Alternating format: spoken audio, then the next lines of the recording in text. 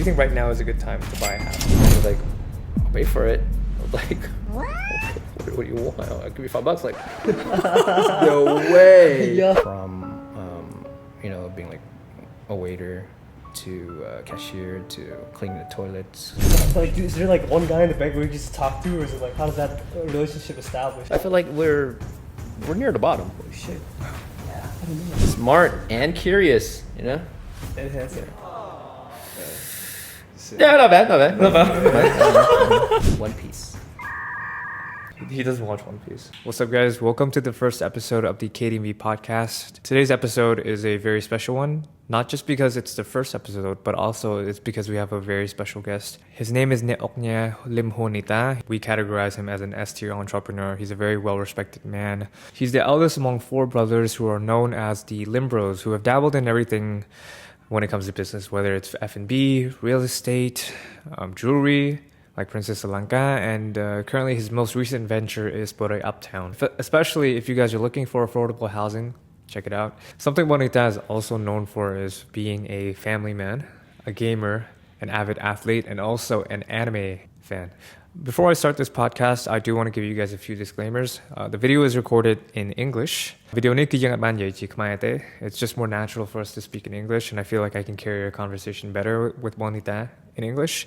But we do have Khmer subtitles integrated within that, so I hope you guys are able to enjoy that. Second of all, the camera that was shot to my brother and me is a little bit laggy, so keep that in mind when you're watching this podcast, if you are planning on watching it. But the audio quality is just fine, so yeah, that's about it. Hope you guys enjoy the podcast, and we'll see you in the future podcasts. Peace. Welcome to the KDMV podcast. This is the first episode. I'm here with my brother Nid. He's my co-host for this podcast, and today we have a very special guest. He's an S-tier entrepreneur. He's a very well-respected man. We look up to him a lot as a very powerful entrepreneur. And his name is Bong Ta Lim. Just so you know, Bong Ta is very chill. So like we're gonna be chill. Yeah, I mean, we've met and hung out a few times, and every single time we've always had really fun conversations together, and like, you know, deep conversations at times too. But it's always good. It's always chill. Yeah, it's always great. So it's always a good time. I'm very excited to be here and to be your first guest for your podcast, which is called KDMV podcast. All right. Naturally, right? Yeah, of course. Okay. I mean, his first idea, he wanted it to be called the casting couch. Oh, Because we were on a couch, yeah. okay. I thought it was a trash idea, so I was like, I mean, to each their own, right? Yeah, I thought it was a pretty good idea. Well, I would have gone with the canceling couch. that also works. Yeah. Depends on the topic. Because I feel like if I'm let loose, there's a chance I could get canceled again. Again. All right, fair enough. Okay, we'll start with All right, the so question. let's start with the first question. First of all, so I kind of want to ask you to introduce yourself and what you do, things that you've done in the past, and kind of like what you are as an entrepreneur. So. Okay. Well, I'm just nagapung jam maru kusa nagapung jam and you know we do the hen chat mo but then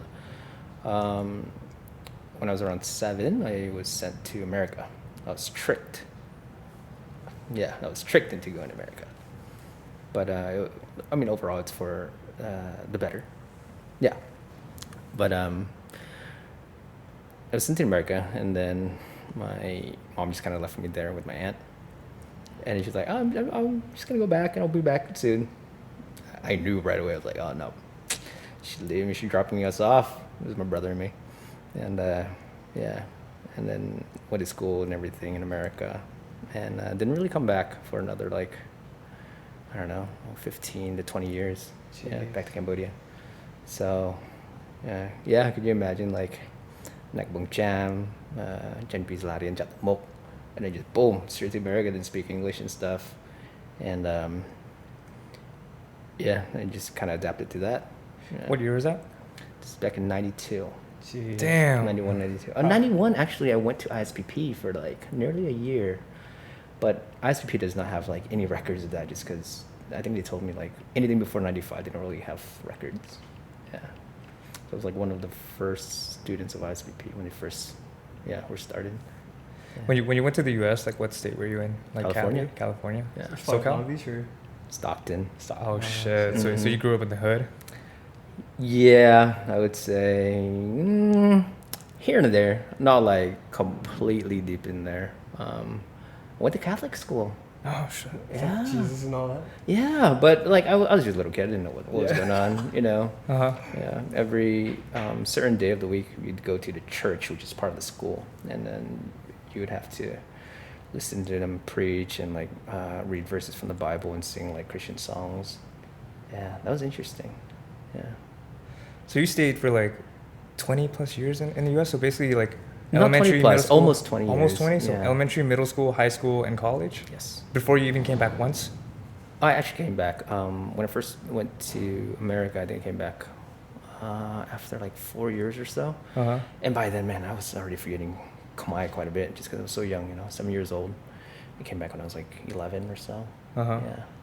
Damn. Yeah. How hard was it to like learn from like the start, like learning English from the beginning? Oh, it was really difficult. But I was pretty stubborn and also competitive since a young age. Yeah. So quite a bit of bullying.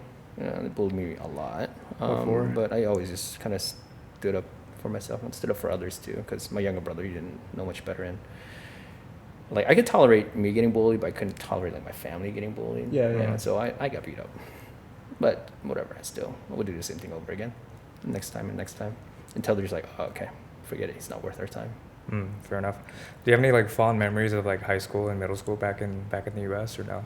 Oh, there's a lot. Like, Like There's a lot. not on a relationship one. So like, Oh, relationship wise. no, not. Oh, okay. Not a relationship. ones, Okay. Like some cool memories. I always love like sports, like video games and sports. That's always been my thing since I was a little kid. Yeah, and like we used to play during PE, some sports, and then the coach would be like, you have to join the team. And then I would go back, and my aunt was like quite conservative. There's another aunt that I lived with later on in my life, not the aunt that I first went to. Yeah, but she's like, no, I don't care how good you are at sports, grades first. That's it. Yeah. So then like I kind of regretted it too. I wasn't able to convince my aunt or work with the coach or teachers to help convince her. But at the same time, I do appreciate how important and valuable like academics are. Yeah, not just sports. But What sport was it? Right? it's quite a few. The track and field coach was like, just very, very much like, you have to join. I'll do anything. Let me go talk to your aunt. Like, okay, please do. Please. And my aunt's like, no, get out of my house. So she's very stern, and I owe my life to her, truthfully. She was a single mom. She raised her only son, her only child was a son, and my 4 siblings, 5 boys, full-time, like working full-time, away from the house, and I owe everything to her, truthfully. Dude, we have an aunt that we lived in the U.S. too, and She she had an only raised son. us and an only son as well. Oh. Yeah, so back in Long Beach, we were staying with her. Okay. So during our 4 years in college, yeah. So it's like Oh, very okay. relatable in that sense. Awesome. Yeah, Yeah, dude. Awesome. But instead of 4 brothers, it's just 3, and the little kid. Oh. Yeah. What is like your perspective of her? What We think very highly of her. she We taught us respect a her a lot. lot. She We- taught us a lot. We used to disrespect her hard, bro. He got kicked out one time. Yeah, he was very disrespectful too. But like Yeah. I almost got kicked out one time, and then like she basically kicked me out to my uncle's house, and then the day afterwards, like she called me up. She's like, "Hey, how you doing? You want to come back?" And I'm like, "Yeah, sure." I don't think that was how it worked. That was how it worked. That was how I it think we worked. got kicked out for a few days. I had to go with him just because like he got kicked out. I was like, dude, okay, I'll go with you, whatever. He got And, kicked like, out by association. Yeah, basically, I didn't do nothing. Like Okay. he was doing all the dumbass shit. But like, I think for a few days, and then we pulled up to her store. It was like, yo, we're sorry. It was like, That's not how I can we remember. go it. back? Like, yeah. Yeah. I mean, in my perspective, that was it because I didn't do anything. But yeah. But yeah, so that was like our experience in the U.S. We basically lived with our aunt for like the entire 4 years, and Yeah. then basically came back here. Yeah, back in our day, bro, we would just sleep on the couch because she didn't like her house was full, so like we would share like 3 couches, like there would be the smaller couches and the long one. Like my older brother would be on the long one, I'll sleep on the smaller one, and then my grandma was also there, so she'd have her own room. But yeah, it was messy. It was crazy. It was a fun time though. Yeah, I mean, like I shared my room with my brothers too. Like our room, we kind of had like a mattress really on the floor. The two of us there, and we have like another mattress on the other side. So we sleep like 3 people in a room. But I mean, like my aunt that raised us, she loved us like her own child, and sometimes even more than her own child. So like she's like my mom. Yeah. We're not as close anymore. But you know, that's something out of my own power. Yeah. But yeah, she taught me a lot. You know, the value of the grind, the hustle is like that's ingrained in me, and it still is here now. And like being fair, being truthful, and respecting other people. You know, because she wasn't in a good position, but she worked her ass off to support like us 5 boys, you know, and then most of the kids she's raising are her own. So yeah, I owe her everything. Yeah, she turned me straight as in like I was a really bad kid. Real bad kid. First person in America, my cousin, got in a fight. I used to fight so much in Cambodia. I got like scars all over my head. Oh, like this one right there? Here, it's everywhere. Oh shit! I got like hundreds of stitches around my head. Yeah, hundreds. Yeah.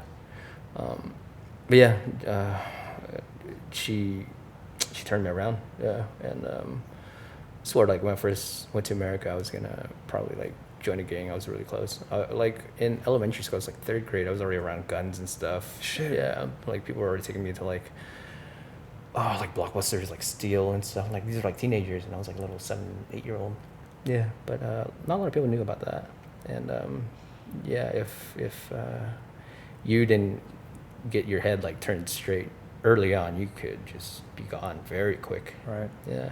I think it's not even specifically just in America. Yeah. So. CPS on your aunt. What's CPS? Child Protective Services. I mean, she didn't beat us. No, she didn't beat us. No, she was like we were old enough. Like I think we Yeah. went there like 17, 18. I think maybe around your time it was like the really like fucked Yeah. up time in America, like around the 90s and stuff. Like maybe it wasn't like as safe as like it was in like 2017. Okay. Yeah, I left around 2007, 2008. Dude, that's when we came. Oh, okay. 78. Like our Okay. first time in the U.S. No, it was her second time. Second It was her time. second time in the U.S. Okay. But wait, I want to touch on like what you talked about, like the grind that she instilled on you. Like, Yeah. so I remember you talked to us about like you working at a donut shop. Yeah. Yeah. So how was that? I mean, we did everything from the very bottom up, I guess, excluding some of the baking, I guess, because there was a lot of strength needed, and we're still quite young kids. Yeah, well, oftentimes, like, you know, you go to school, and then right after school, you go to the shop. You just do everything, clean up clothes, clear a cash register. And also, some of the days you'd have to wake up like 2 a.m. Just go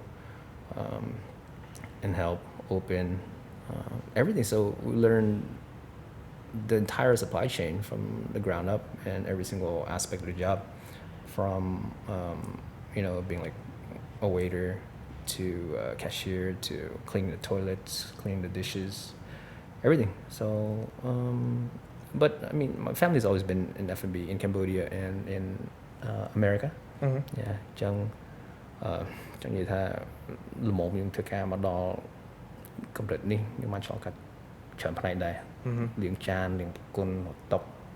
Yeah, all of it. But I don't regret it. I look back and I truly appreciate it because it really teaches you the value of money and hard work. Yeah, and how to juggle and balance your life. Because I was a student, I was doing homework while I'm cleaning up the shop, or taking care of customers, in between customers and whatnot. Yeah, it's a lot. And at the same time, I still try to figure out and squeeze in little hobbies here and there. I would read books. I really try to learn. Looking back, it's kind of weird. Really try to learn programming and programming websites. So I learned like HTML5 and stuff back then, and it still is applicable here and there. to now too how you set up like a body conclusion, the intro and stuff too. Yeah, it's all the same kind of format. Yeah, so that was one of the random things. And back then we didn't have money. We were little kids, Right. and whatever money we made, even tip, it just goes into the family, because if you had a good day, you had a good dinner, and it's not just you having a good dinner. It's like your whole all the boys, all the brothers have a good dinner. Yeah. So, and you could tell that as more money came in, or like on good times, my aunt would invest into our quality of living. Yeah, and that also stuck with me. She moved from like her tiny little apartment, 2-bedroom. So she had her bedroom, and it was like 5 of us in 1 bedroom. Yeah, and then as business got a little bit better for her, and we pitched in and stuff too, and we upgraded to a different apartment. Yeah, and then later on we upgraded to a house, and yeah, quality of living just constantly went up as business got better. So this is something I still apply to this day, and it's not just to my quality of living, but also to the businesses that I work on. So reinvesting your profits into your business, I still strongly believe is something extremely important. Yeah, because for me, what I believe in when I'm building houses, it's not the highest quality of product that defines the developer. For me, it's the lowest quality of product. What do you mean by that? So, for example, a lot of developers in a lot of boreys, they would make the biggest mansions in the entire like housing complex, right? Mm-hmm. And that's them, that's theirs, right? And you just drive in, you're just like, oh, that's that castle right there. That's the owner for sure. But for me, I took the lowest quality product to be mine. Yeah. So I have the smallest house in the entire complex, and it's like earlier in the beginning phases of the project. So then typically like the later phases, it improves more and more. But I took the lowest quality, and I needed to stay in it. I needed to work in it. I needed to have meetings in it to see what are all the problems. And this is what I believe defined my first borey project, in that I took the lowest quality and I improved on all of the problems. I attack it head on, and I face it myself, and then I apply to the next block, and then I would see again, like, okay, did it improve? We're still like having issues. Then I would apply it again to the next block. So the very last block should be like the best quality. Yeah, because the lowest quality should be the one that I had or I have. And can I fix like my earliest blocks, or does it have to be like rebuilt into a newer block, right? So yeah, I find it exciting actually to address like these issues, and a lot of them are like design and engineering issues. Yeah, which for me, I find it very challenging, but also very fun too, to like solve these problems. Yeah. So basically your approach is to just kind of like start off with like fixing all the problems first before expanding to anything larger or like higher scale then? For me, yeah. Yeah. Yeah. I don't believe in like completely changing a working wheel, because in Cambodia, for like townhouses, shop houses, that way, there is a working formula that you don't change too much of. Like some of the traditional ways are people like to park their vehicles inside the house, right? So the living room should be adaptive to be like a car park or motorcycle parking. Also, so then you kind of have to plan in a way where it's still adaptive. And then, how the stairs are set up, typically how they want to divide each floor and whatnot. Yeah. Right. Could be in the back, could be in the middle. Yeah. So I don't, try to change these things too much, but I could work around and improve other aspects. for example, I try to work very hard on natural lighting, natural ventilation. Mm-hmm. Yeah, where you don't have to like spend so much on like cooling or lighting. Yeah, so I have a skylight that that has natural lighting that goes to every single floor. So there's no dark space in the entire house. Yeah, everything's naturally lit. Yeah. Okay. Well, speaking on like a real estate guy, I also kind of want to touch up on like your first business. What was the first business you ever started on, whether it's in the U.S. or in Cambodia? Officially or like just like side hustle? It's like or- anything. Side hustle could be Basically, after the donuts, like, what was the timeline after that? Oh, I was hustling since donut. A little for bit real? Before that, yeah, since a little kid. Yeah, I enjoyed it because a little bit of side money always went a long way. So I you were remember like, I was You were like sorry. a kid selling candy in high school and stuff? Exactly Oh shit! Really? donuts. Oh. Yeah, so I didn't have money. I mean, we had plenty of access to that, and it just kind of dawned on me one day because I took some of the donuts for like breakfast. You know, I had it in a box, and then right away when kids saw like the donut box, like, hey, can I have some? I'm like, I only got like 2, 3, dude, and they're like, I'll pay for it. I was like, okay, what do you want? I'll give you $5. Like, no way, no way. I sold this for like 50 cents. You know, at the shop, you give me $5 for this? I wouldn't tell them that. I was thinking that, right? Yeah. It's like, bing, right? So I did that for a few months until like, you know, the faculty caught on. They're like, you can't do that. Okay, but I mean, I made a decent amount of money. I saved up enough to buy like a Sega Dreamcast. What's that? It's like a gaming console. Yeah. Oh like shit! vintage back in the Oh, day. I remember. Yeah. Yeah. He doesn't Sega, really- No, I do. Sega Dreamcast. Yeah. So I mean, like you had Sony, you had Nintendo. Uh, Nowadays you have Microsoft. But back then Sega was a big one too. Sega Saturn, Sega CD, Sega Dreamcast. Yeah. This was before Game Boy, right? 'Cause No, Game Boy was before. Yeah. Oh. No, I remember the Sega Dreamcast because I feel like they restocked like a few years ago during COVID. Oh. They kind of did. That's probably why. I remember because I tried to flip it. That was why. Oh. Okay. Yeah, Okay. nice. Yeah, I remember that. Yeah. Back then it was like during the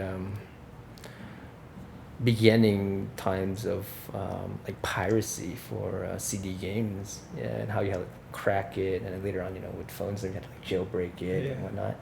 Yeah, and during that time, like I got into it with my friend too, and that was like another weird side hustle. I just kind of remember it now. Wow. Yeah, so we were like cracking CDs for video games and stuff too, and yeah, you make quite a good amount of money. Like each CD was only some cents, right? And you could sell it for like $5-10. I think In it was America. Like 10, I mean, in Cambodia, we'd buy it for $10 or something. I remember going to CD World. I don't know if you know CD World. Yeah. Sorry, yeah. No, No, it was like near the monument. Independent Monuments. Yeah. Oh, okay, yeah. It was like Sunday CD. Yeah, there we go. Yeah. Yeah. I We would remember go there that. as a kid to buy games and stuff.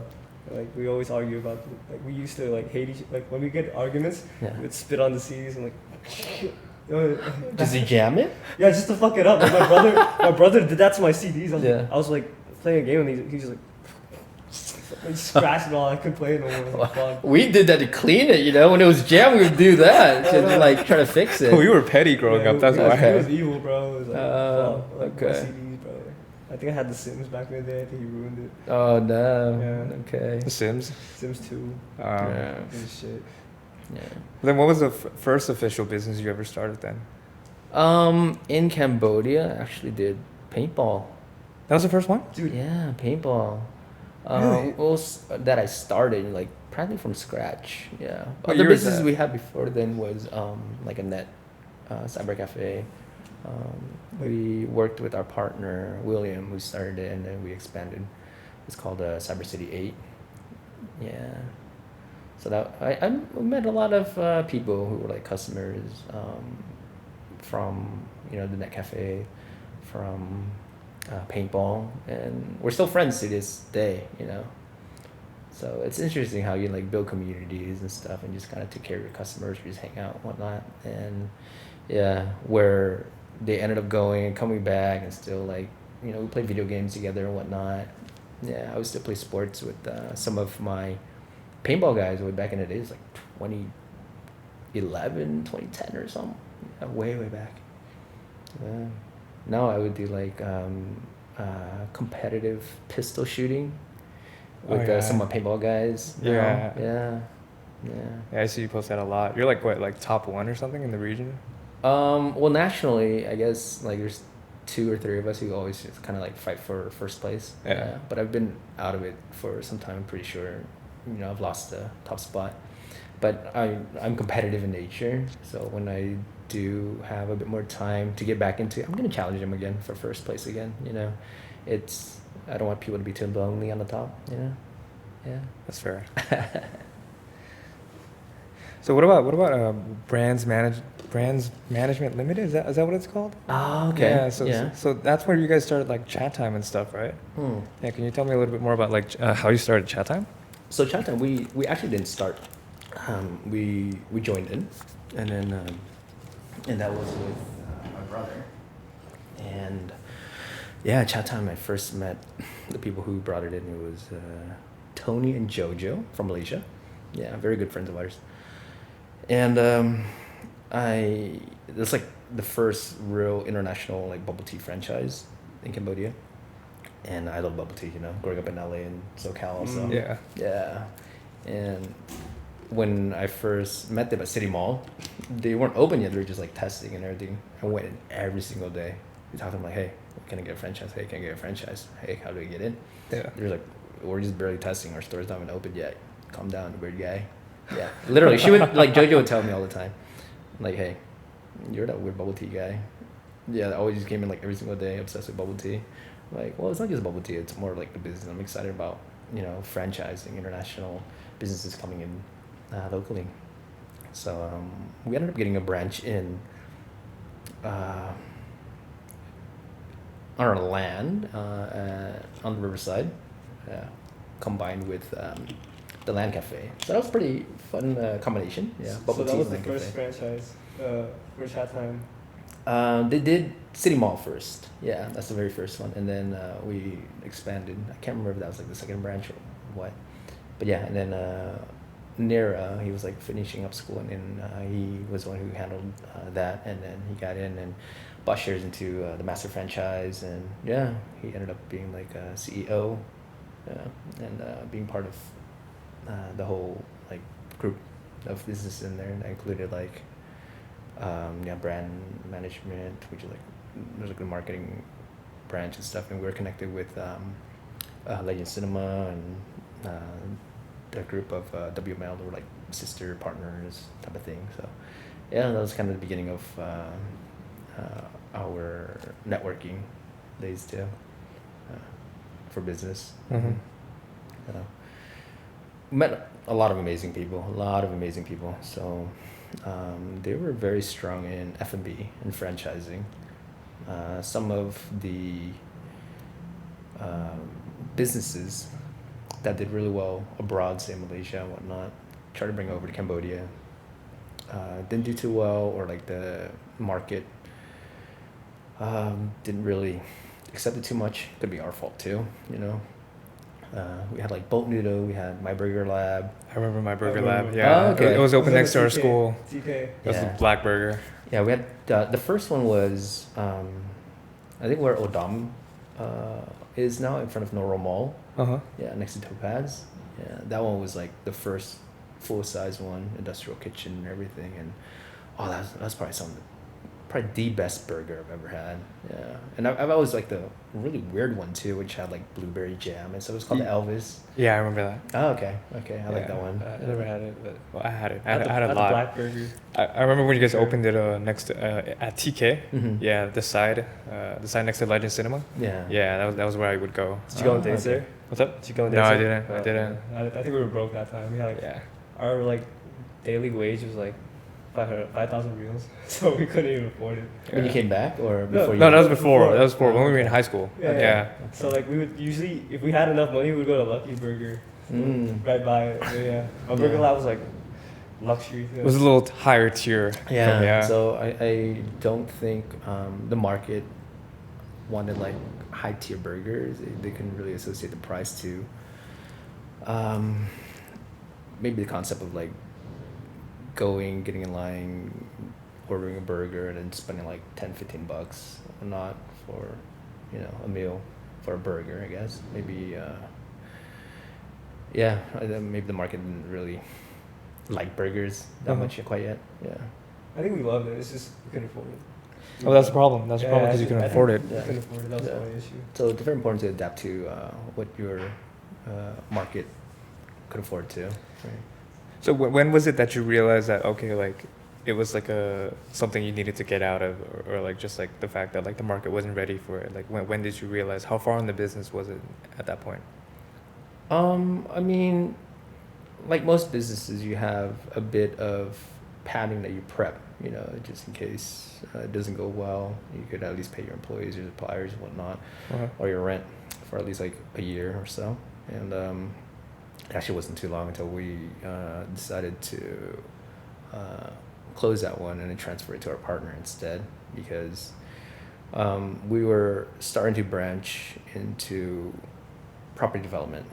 Yeah, during that time, transitioning from F&B franchising to property development, which is actually like the core of my family business since my dad's generation. Yeah, and he's been doing that forever. Yeah, and it was always just mainly real estate, and it was the need to develop those property instead of just buying and selling, because it's a lot of liquidity sunk into it, but if you develop it, you still have consistent cash flow turnaround for your property. So, and you can work with banks more when you have a business that has consistent income, instead of like waiting for the land to have like a buyer when it's mature enough.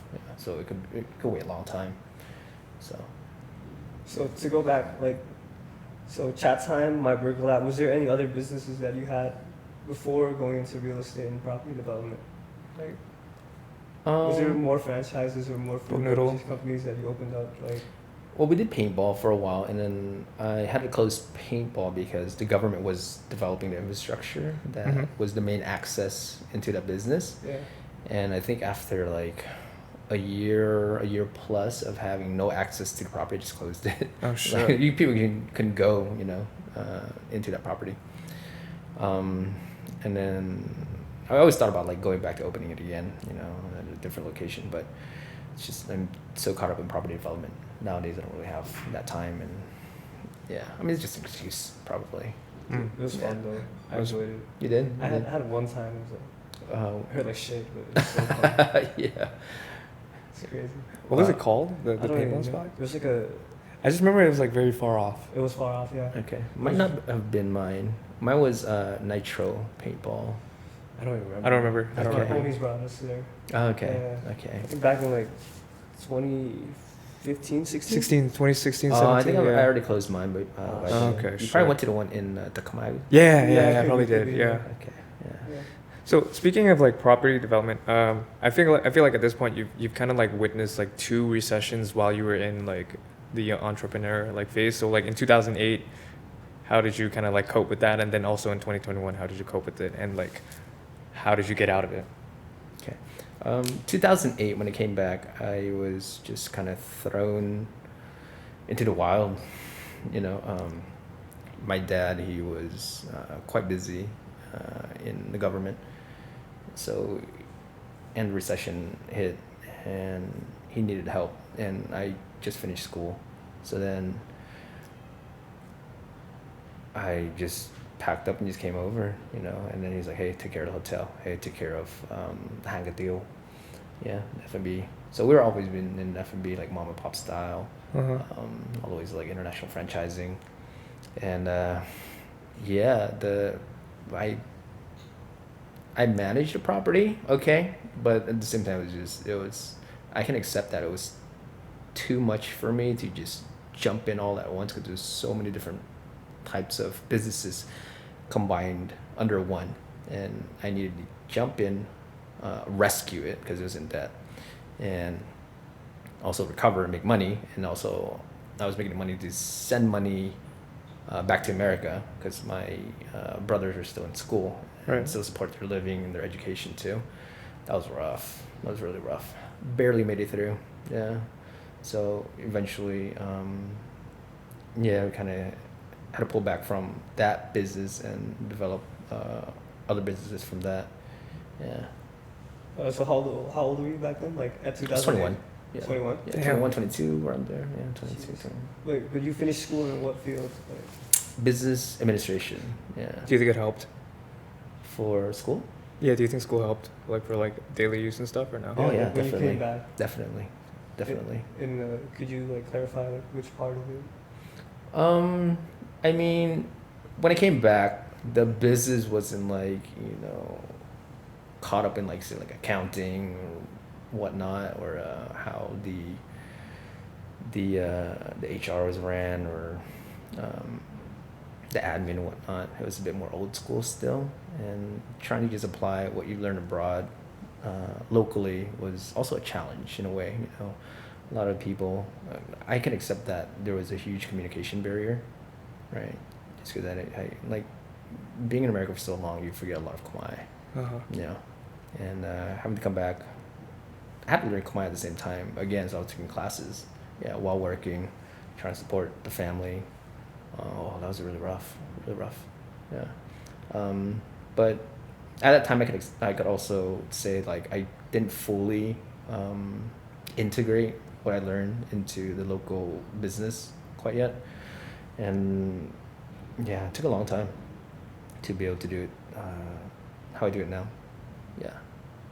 So what do you think? What changes did you actually make to the business to kind of like help it like during that time? So you said you changed HR, you changed like the way it was like kind of like structured and stuff. Yeah. In the end, it was only like the rental that stayed. Yeah. So then it was just leasing, which is like pretty straightforward. Mm-hmm. Yeah, and just managing your tenants. That was the most consistent compared to the amount of work you put in to run like a noodle shop, hang a deal, while at the same time doing construction, trying to like rebuild the hotel and stuff too. Because we closed down when I came back, and like I had to like probably renovate, reopen and stuff. And I did not succeed in that field. And the combination of all these things, could say I failed.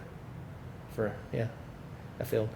And the only thing that we were able to manage was just the leasing side of that property. Mm-hmm. I see. Yeah. So it was a big learning experience for me. Mm-hmm. What about in 2021 when COVID happened? How did you kind of like tackle that when everything was kind of like going to shit? Oh, Yeah. I mean, from 2008 to 2021, that's a huge time jump, Should we fill in the? No, I mean, you don't have to. I mean, we're talking about just the recession during economic crisis or housing bubble pop, whatever. Gotcha. Mm-hmm. I was a completely different monster. There's a lot of time for you to learn, Yeah. Right. and a lot of experience picked up along the way. First thing first, I approached it in a much more mature way. I had a wife. Yeah. And, she always motivated me, pushed me. So we were starting, we planned before COVID, a few years before COVID, the housing development at Uptown in Jimgado. Mm-hmm. And then we launched during COVID. Yeah, that was rough, but we killed it. I think it was a different mentality going after it. It was like a necessity. There was like no turning back. Right. And at the same time, like my wife, she's structural engineer, so that's her field also. And I've always loved design. Mm-hmm. She did learn like architecture also, and I've always loved designing, creating. We've been in the construction field for a long time, since previous generation or two. And I've always could have just tapped into their experience, asked a lot of questions on how to get things done, and The network that I've created since 2008, the previous recession to 2021 COVID, is completely different. I wasn't by myself anymore. Yeah, 2008 I was by myself, and it was rough. It was lonely. Yeah, the loneliness was really hard too. But 2021, I had a big team going in, and yeah, we attacked it. We launched practically during lockdown, and sold out. Oh shit. Yeah, well, our first phase just sold out, and I'm like, okay, we're good. Let's just keep this formula, improve on all of the things, all the feedbacks from the entire team, not just from the buyers, right?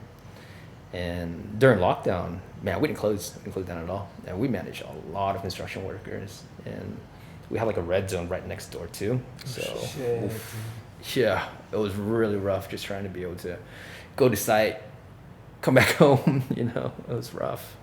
Oh, there's so many issues during the lockdown. But I mean, you just kind of chip at it as you go, contact people, because everyone was in it together, like, hey, how did you handle it? And everyone just kind of pulled through. Yeah. So what kind of strategy did you use? Are you able to go into detail about No problem. I'll share with you guys. What type of strategy that you did that allowed you to get sales more than any other borey back during lockdown? For sales, we tapped into our network for sure. And by 2021, I think we've had enough credibility in the market to know that we're not like the type to just build and run off, try to cheat people and whatnot. This is very important in doing business. And we prepped everything, especially the property, to a level where we're able to sell. We filled the land, we did quite a bit of infrastructure. We had the hard title deed in hand. That was very important. We showed it like during our sales event. And we had everybody come in that were there to like challenge us, be it legal team, sales team, banks, and we accepted their questions with like open arms. They asked us like, "Are you registered?" Like, yeah. What registration do you want? Like Ministry of Commerce? You want tax? The development license, developer's license. Boom, boom, boom, boom. Everything was there. And and we had the legal team like authenticate everything too. So yeah, we legaled up, pretty hard. So even more trust established. Do some developers go in like and not have all that legal documentation before they start? I don't want to talk about any specific, no specific developer. Yeah, but I'm pretty sure there are. I mean, we have a lot of cases where recently during this economic recession, a lot of developers have closed down, and a lot of buyers who didn't get what they paid for. So I have a question because this is something that I think about a lot. So in my opinion, I feel like housing in Cambodia is like way over the level of where it's like affordable. Yeah. And I also think that interest rates in Cambodia are just set up way too high to where like if you're loaning out a house, you basically pay like triple the amount after like 20 years or so, right? So do you think like right now or any time, do you think right now is a good time to buy a house as a buyer? I think that's an amazing question, especially for this market, for this economic crisis. It depends on how liquid you are, how much extra liquidity you have on hand that you're able to use to invest. The housing market right now is pretty bad. It's pretty bad. But as a buyer, it's really good, right? It's a huge opportunity if you have, liquidity on hand. And when you mention banks and interest rate, I feel like this is one of the things that you have to be able to think in terms when you're doing high-end business. You have to be able to think in terms of interest rate because your opportunity cost, you could always scale it against the interest rate that the banks will give you. So for example, you have 100K and the bank will give you, just to make the math simple, 12%, 1% per month. Yeah, if you put in a bank, right? So how much opportunity cost am I giving up when I'm using this to invest into a business when I could compare it to a bank where I could get 1% back every month?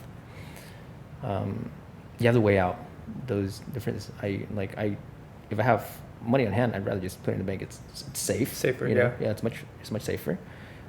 Or I could invest it into this business or opportunity where I could get maybe 20% a year, right?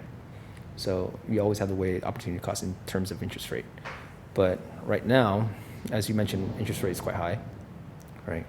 And I think we have to accept that our economy is very much intertwined with the American economy, right? Because we're a dollarized economy. Yeah. Yeah, we're a greenback. Yeah, Mhm. greenback economy also. And I think it was the National Bank that came out with the stats that 80% of the currency or the transactions in Cambodia is like all in US dollars. Yeah. So what the economy in America is happening. So like interest rate right now is like 5.5. So the Federal Reserve, they've increased the interest rate, right, in the past few years, Right. which is quantitative tightening, right? And that has an effect globally, and then especially into Cambodia too, because for a dollarized economy, like you Yeah. mentioned. Yeah. So I think our average is probably like 8 or 9% here. Mm-hmm. Yeah. But at the same time, if you work very well with the bank, you could still get under 6% interest rate with the banks here for loans, big loans. Yeah. So I think the banks are the people you really have to work with during this type of economy, because they're the ones who know that, like, oh, okay, which guys have a lot of transactions in their account, a lot of excess liquidity, they're putting it into the bank to just collect interest rate and whatnot. And they'll come looking for you. Yeah. And if you're close to the banks, like the loan officers or, higher ups in the bank, they'll tell you like, hey, these guys are doing really well, or they're in property development. Yeah. And then you go talk to those guys in property. Hey, what are you doing? How are you doing so well? What's your secret and stuff, And then if they would share some of the secrets with you, you could apply it to your project too. Yeah. But I think the secret sauce during this time is definitely being close to the banks. Yeah. They know who's doing well. And one of the other secrets too, going back to your questions, I feel like we just jumped so far away from your initial question, which was, is it a good time to buy homes? Right? Be it land and property or like condos. I think it's a good time. But you have to weigh the difference though. Since you will be taking out a loan for like a mortgage or whatnot, if you are, right? Mm-hmm. So you can purchase it from the developer, Mm-hmm. who will have like all these promotions and discounts and whatnot. Or you can work with the banks and you ask them like, hey, you guys got any houses or units in this project or in this area That's about to Default. and then you So you can interesting. you could rescue default loans. Do you By know that? talking to the the bank banks? about it? Yeah. So like, is there like one guy in the bank where you can just talk to, or is it like, how does that relationship establish? Like, So you have to have a bit of relations with the banks. Right. But that's one of the big secret sauce. Oh right shit! now. I didn't know that. so cool. Yeah. So if you're interested, you could just be like, hey, I want a condo in BKK1. Mm-hmm. You go to this bank, that bank, like whatever bank you're close with, right? Uh-huh. Do you guys have any default loans with this project? This budget, whatever. They're like, oh yeah, we're about to probably like rip off the collateral for this condo, 2-bedroom, whatever. Market price 100K, but sell for 60K, quite new, whatnot. Like boom. They get instant cash. We get the property, so it's a win-win. Yeah. So you get it for, and like- you're rescuing the loan, and you're rescuing the person who like defaulted. Okay. Because banks are businesses too. They Right. don't want to write off a loss, Right. right? And a lot of them they have to report to like another country, say like Canada or something, right? And you don't want to write off like, okay, from Cambodia's side, we have all these default loans that Right. we can fix. Yeah. Holy shit! Wow. Yeah. I didn't know that. So it's very important too if you want to make a deal Mm-hmm. with banks. Right. So say right now, like you have a loan with bank A, and your interest rate now is like 9%. Like, hey, I know you guys are gonna default this property, right? I or my brother or my friend Mhm. could go and purchase that loan before you write it off as a loss. Right. Give us that good price, right? First thing, and then second thing is refinance my loan I have with you. What do you mean by refinance? Give us a lower rate. Give us, Yeah. Yeah. Yeah. If you buy off that defaulted Yeah. So you scratch my back. I scratch yours. scratcher, Yeah. But that loan is separate from the house you're buying. Is that right, or is it like yeah, it's a separate thing. it's a separate thing, right? But Yeah. you're buying that house to Yeah. lower your. Yeah. But I'm just saying, like, these are all the different mechanics you could play with banks. Okay, okay. Yeah. During this time. Yeah. So you could refinance your current loan with them too. You could also purchase, property or units at like very discounted prices, and they don't have to write off a loss for their loan. So you're saying like top officials never buy a house on full price; they just buy defaulted.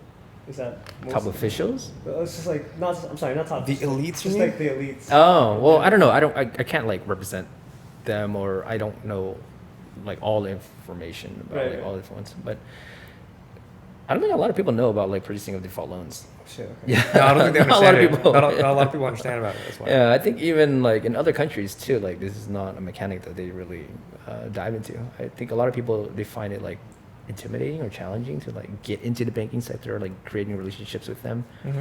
But I mean, everyone's kind of having a rough time right now, and they're always looking for people to help build take them care out? of. Yeah. Yeah, build them out. Yeah. Okay. Yeah. So I have a follow-up question. So, because when I look at investing, I weigh it based on the percentage I would get like yearly, so and so, or like the average return I would get within like 10, 20 years and such. What do you think is a better investment criteria? Let's say I have 150 cash on hand. Do you think it would be better for me to just buy a house outright and just sit on it and just wait on it for a time to sell, or would it be better for me to just invest in to just put my money in the bank just so I have some liquidity to play around with? I mean, there's a lot more information I would need Right. to really figure out your situation. Uh-huh.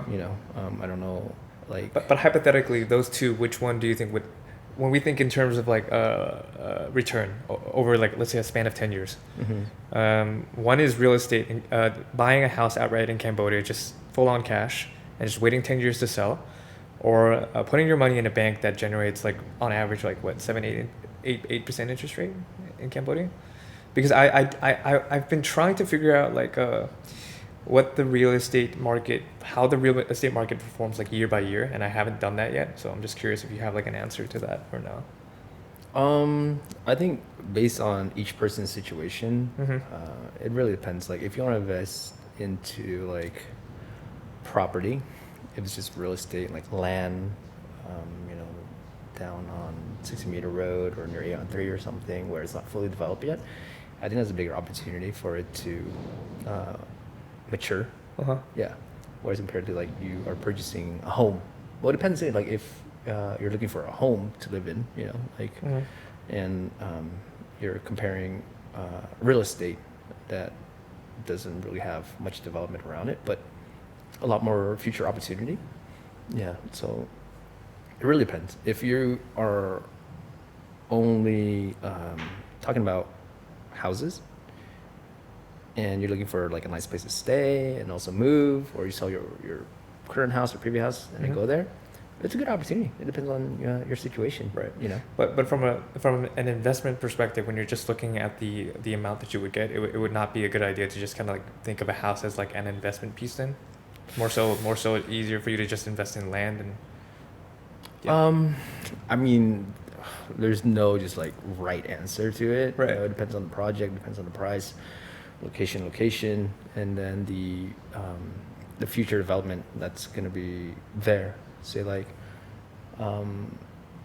our property, we're selling it like, one of the secrets was we sold at like very much under market price during COVID, before like the whole recession hit now, because it was still quite healthy during COVID, but we were already like, you know, skimming our profits, lowering it quite a bit and just reinvesting it and whatnot. But we were selling the future development around it too. You know, we had a shopping mall next door, and it was going to be the biggest in that area in Chicago. So that was one of the points to invest in our property, and also quality of construction. We go more like towards smart home development and whatnot. So the appreciation value of buying a home with a lot of future development, it goes up to a certain degree. I would say it's a little bit more linear, whereas you're purchasing real estate in an area, say like 60 Meter Road, and you purchased it during COVID at the same time, and you look at it now, like all of the infrastructure that the government is putting in to developing that area with like the Bridge. Yeah, the bridge, the airport, you know, and many other things. We just announced like last week also around that area. Like the appreciation price is not just linear; it's a bit more exponential. Exponential. Yeah. Okay. Yeah. So what's the property price at that area before COVID and now? Like, what's the price range? Oh, I mean, it's a fire sale right now. Yeah. So before COVID, I think on 6 Meter Road, you were looking at 2,000 plus Per square meter. per square meter. Okay. Yeah. And now on 6 Meter Road, you could find around 1,000 or even a little bit under 1,000 a square meter. But why is it that? So let's say like the government's announcing all these like great things that are going to happen within that area. Why is it that now like everything's just going down? Is it just because like market conditions and also people don't have liquidity in hand and that they're trying to just get fast cash, or? Why is like the real estate going down, the pricing? Or? Yeah, because you said 2,000 and it's going down to 1,000 per square meter. Yeah, I mean, it's just the overall economy, you know. Right. Our spending power is lower. There's less liquidity in the market, right? And taxes has not gone down. Yeah, and you know, foreign direct investment has gone lower, you know, China and whatnot. Yeah, so just the recession times. Interesting. Right. Okay. I feel like we're near the bottom. you Yeah. know, and once you're at the bottom, Everything the just other goes up. places, yeah, Right. At least you start digging. Knock on wood, please no. So I also have another question in hand regarding investing. So let's say you were just some 21-year-old kid who's just like straight out of college. He's made a good amount of money. He's made like, let's say 100K. How would you invest that money in the long run? You personally. Me? You personally. Okay. Yeah. I wouldn't just throw it all into like one shot thing. You know? Right. Yeah. Yeah. I wouldn't go to like a casino or something. You know. Nah. Right. Of course. But I mean, like, truthfully, in my opinion, I think the best investment is actually in yourself. I said that. I Dude. said yeah? that in one of my videos. See, That's Yeah. That's kind It's of true. yeah. Yeah. It's true. It's true. Yeah. I mean, you don't have to throw all 100K. You know, Right. you want to keep some for opportunities, for a rainy day, Mhm. for emergencies. Yeah. But, yeah. See, I mean, there's a lot of free, like, valuable information, you know, around YouTube, podcasts, Right. right? See what you enjoy, you Mhm. know, but at the same time, there's kind of a lack in the market and high demand for it, yeah. And you specialize in that field, so in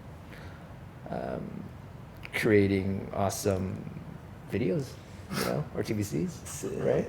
But let's say like we isolate that part out. So let's say like job wise and career wise, we isolate that. Yeah. And we just think in terms of just like Investment. putting money into something and expecting it to grow. What would your approach be with the current state of the market right now? Let's say 2024 today. Just like not looking at it, Just not look letting it long term do its own thing. long term approach. Okay. However you want to do it. I mean, our core has always been real estate, but at the same time, I also believe in like newer types of opportunities and investment opportunities, like maybe even like crypto. Yeah. Yeah, but I wouldn't like just throw everything in, just No. right here or there. But do your own research, Yeah. do your own due diligence. It's very important. Don't just be like going into like meme coins and whatnot, Yeah. I would just stick maybe to like just Bitcoin first, Ethereum, and then yeah. maybe Ethereum. Yeah, but I'll at the same time like manage the legal framework in your region too, just because sometimes it's the legality, that just completely prevents you from entering that market. Yeah, and learn trading if you want. If we're like specifying that field, Do you trade on a daily? I don't, You don't? anymore. You used to? I used to. Yeah, this is one of the things I wanted to learn during COVID. We were locked down, so Yeah. we had I wanted to learn whiskey, alcohol, and learning to appreciate it a little bit more and not just chugging it all the time. And trading and cryptocurrency, and also aquascaping. Yeah, that was kind of my chill hobby too. Aquascaping. Yeah, Aqua skating? aquascaping. Scaping. What's Yeah, that? like landscaping. Oh, but Yeah. like Before water. The water. fish. Like Yeah. yeah. Yeah, because I love the ocean. Uh-huh. Scuba diving, free diving, spearfishing. Yeah. Do you surf, bro? I tried. I just it was too like location dependent. Yeah, for me to sure. just do anywhere. Like in Cambodia, I could go scuba diving, I could go free diving, snorkeling, spearfishing, fishing. Yeah. Yeah. Well, I do admire people who surf. I have a cousin in Hawaii now. He's a surf addict. Sick. Yeah. Yeah. I want to get a surfer bod one day. I don't know about that, man. I think your light went off. Oh, that's chill. It's not that crazy. But then like what was your experience like with learning how to trade? How was that? Like I just kind of inched my way into it. Okay. I separated into investing and also separated into trading or day trading. Quite a few different ways for you to trade. You can swing trade, a little bit more long term. You could be like scalping, Yeah. which is like, I guess, high leverage, low time frame. But it was always something that was really intimidating for me.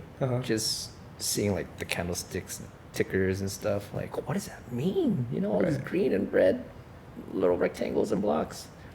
And yeah, we had a lot of free time during COVID, and I was a firm believer of being busy is better than being bored. Right. Yeah, so just allocate some of your time to things that you always wanted to learn. Yeah, and trading got into. Made okay money. Yeah, Nice. and I learned something new.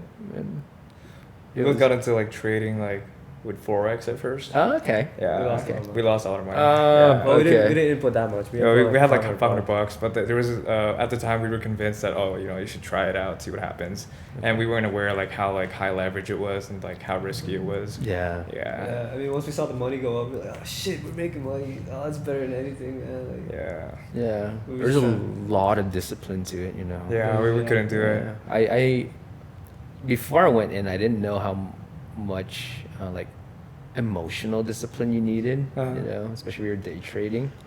Yeah, because just looking at it like go up and down, you're like, oh, Stressing out. Yeah, it's so stressful. I lost a lot of sleep just learning how to like scalp. Like, oh man, my wife would just be quite annoyed too, because like I'd be up late, like, oh my god, like I'm up this much. Oh, should I get out? I need a second opinion. But after a while, like it's just, it's about volume. How many trades you want to get in, just let it ride. Right. Believe in your stop losses, believe in your take profits, and just let it ride through. Yeah, and always secure profit. You know, you don't lose. Nobody became poor from taking Take profit. profits, yeah, that's so an just advice. take bit by bit by bit, and then just move your stop loss to break even or something. You know, at the most you know, take profit, your first take profit. Yeah. Yeah, stuff like that. But yeah, I learned quite a bit from that, and it was really fun. And we had a little small community that we created around that afterwards. Yeah. And I'm always about the community. I love the community. Yeah, be it, you know, from sports, from trading, Gaming, and everything. Yeah, you're really invested into gaming though. I want to touch up on that too. Dude, I used to be too, bro. But my dad had different ideas. Stuff. Yeah, but I mean, like, it's always kind of the side dream I've always had. Oh, yeah? You know, yeah, to always like develop my own game. Maybe when I retire or something, I'll just kind of focus on that later on in life. Who knows? But yeah, I always love game theory. I love the economy of like video games or like online platforms and whatnot. When I was like in junior high or elementary school, I used to play Neopets. Yeah, it's like a browser kind of like world where you have like pets that you raise, like Tamagotchi style, and then you can battle them, train them, whatever. So like the dragon game, what is it called? Dude, I don't know. Dragon pets. The only thing I remember like back in the day was like Pop Tropica. Oh, You were- And AQ Worlds. AQ World. Oh my god, dude, you have no idea. I'm sorry. I don't know if you played that. It was like no, I didn't. No. it's like Pop Tropica, AQ Worlds, and like, and then it started going to JX, Yeah. AK, Yeah. Dota 1, Dota 2, Yep. the whole Garena stuff, and then like, Yeah, I was around for the JX time and up. Yeah, Dude. I think before that I wasn't in Cambodia quite yet. Yeah, but Neopets, I love the economy of that. It was so interesting. They had stocks in it too. Oh, really? Yeah, they had stocks. They had trading. They had like a really lively like marketplace. Yeah, almost like the Steam marketplace. You could buy, trade, and all that stuff too. It was like, it was wild. I got so into it, and then in the beginning, like you would trade or like sell items. They call it the currency was like Neopoints. Uh-huh. You know, you make like 100 Neopoints, 1,000 Neopoints and stuff. And then later on, it just went like more and more hardcore, and yeah, probably like max out the tier of that, which is like Neo something millionaire or something like that. But yeah, I think my account's still around. If I could find the login, probably a couple 100 mil in there. Do you actually like make real money with it? Like, yeah, I was gonna say. Like, You could always sell like in-game currency to real money, but I don't think that was quite established back then yet. yeah. Yeah, just Okay. logging into the internet, like dial-up and everything was already rough. Yeah, but yeah, I always loved online economy and like game theory and stuff. Yeah, and even I'm going like later on I play like World of Warcraft or like be on Dota, like on the Dota. Steam marketplace. You know, the economy on that is really interesting. Yeah. What's your favorite game though? Like growing up. Like, My favorite, what, sorry? favorite game. Game? Like to this day, you still play it, or like you played it for the most time. I don't really play any game that I used to like back then. I think the most addicted I got into was probably World of Warcraft. Yeah, it's pretty hardcore. I learned a lot from that.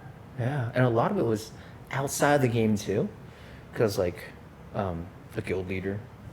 shit. I was a raid master. I did all of they call it DKP, which is like dragon kill points, and that's how you control like an outside system to allocate equipment and drops, yeah, from raids to your members, your raid members, and the bidding system and whatnot on that.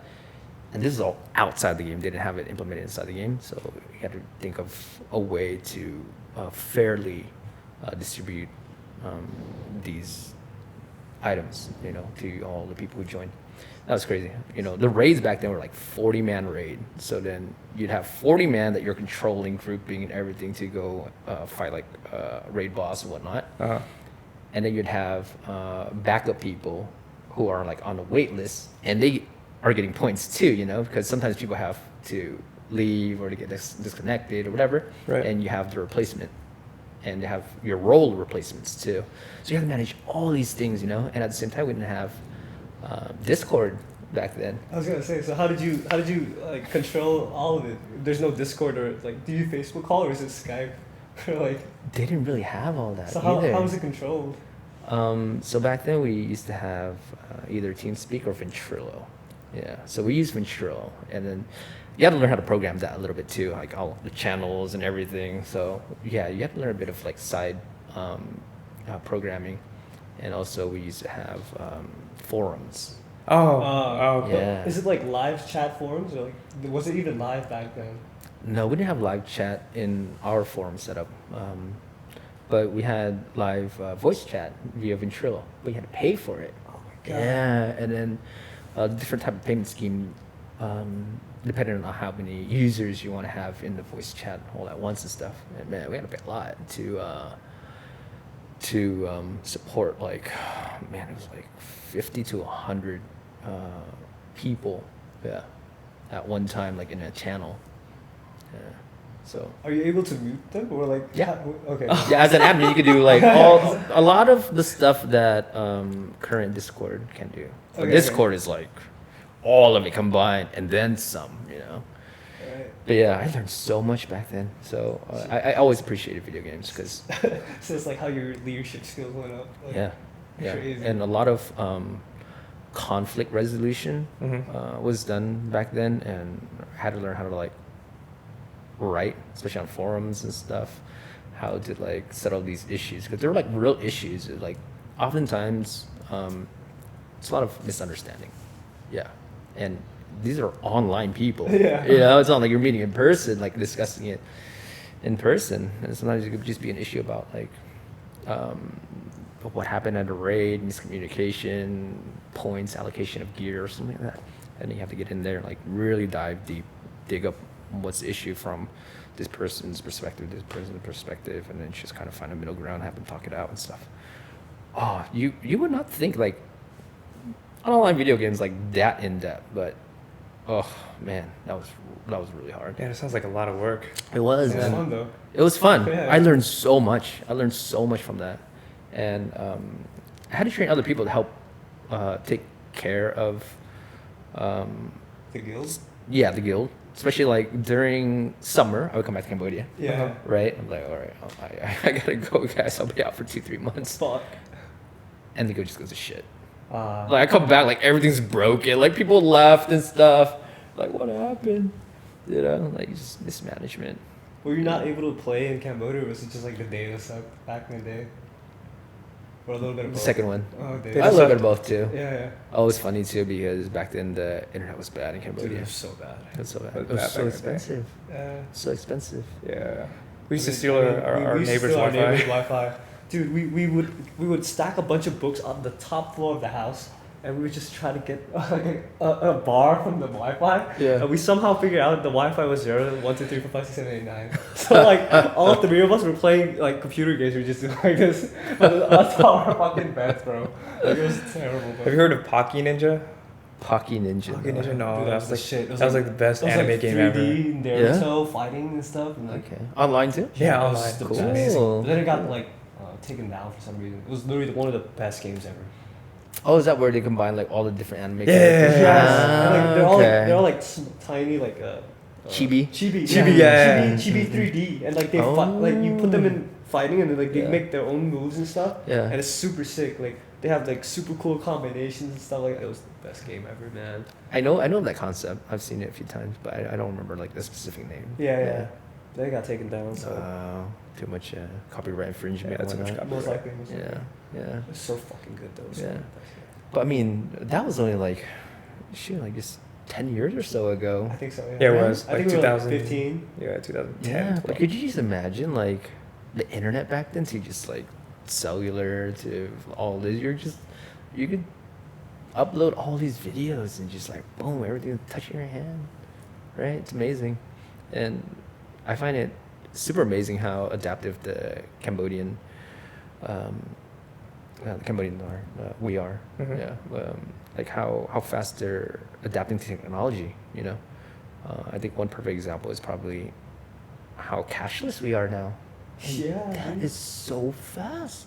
How How long ago was it? I think it's been the last like 3. I've been looking into that too because like the past like 3 years, I feel like we've been pushing the QR system, and it's just been everywhere. And like it's not just us. Even like in Thailand, they're also using QR. I think in neighboring countries that are like who used to be like predominantly like cash heavy are switching over to like cashless and just like QR systems. Even in Japan, they have like a QR system now. I think it's just more convenient now. Yeah. Yeah. But I mean, usually you transition to like cards.